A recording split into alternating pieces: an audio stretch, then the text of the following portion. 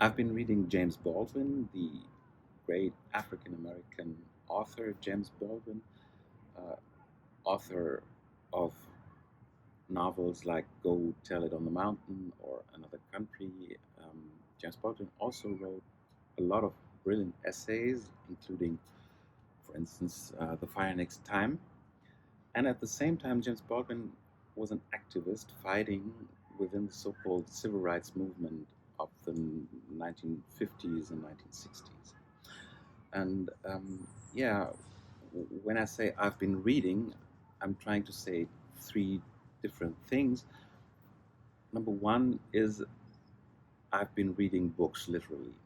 Number two is I've been traveling. I made two. I made two research trips. First was towards the south.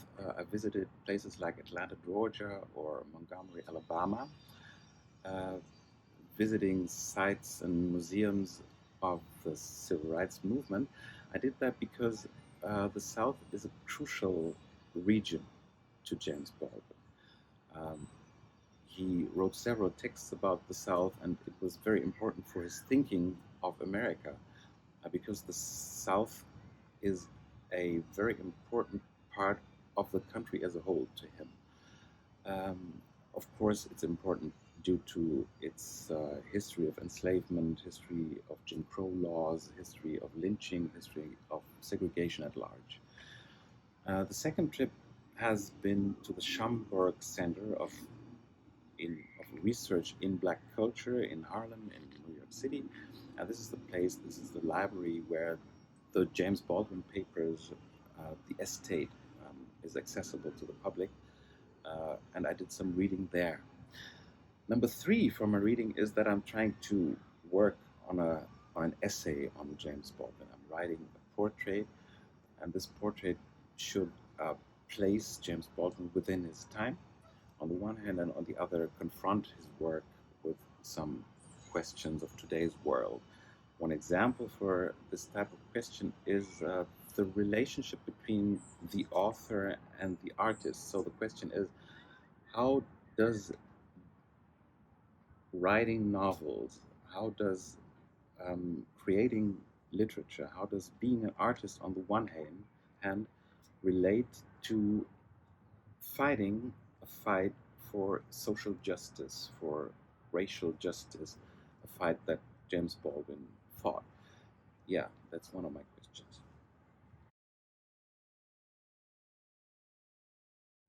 This was an enormous and indescribable privilege for me.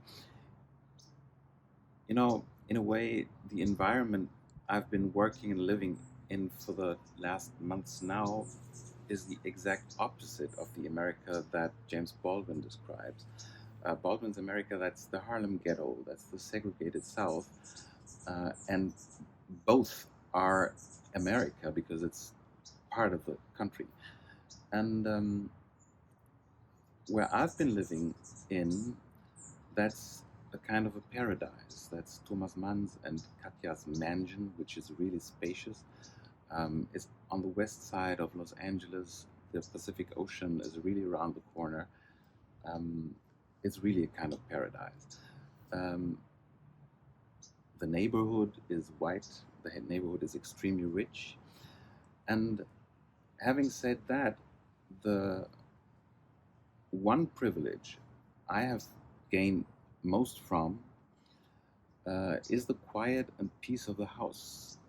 I really enjoyed that. That was the unique opportunity for me to concentrate and to work. And of course, I enjoyed the exchange with really inspiring and great fellows, and I enjoyed the support of a gorgeous Thomas Mann House team.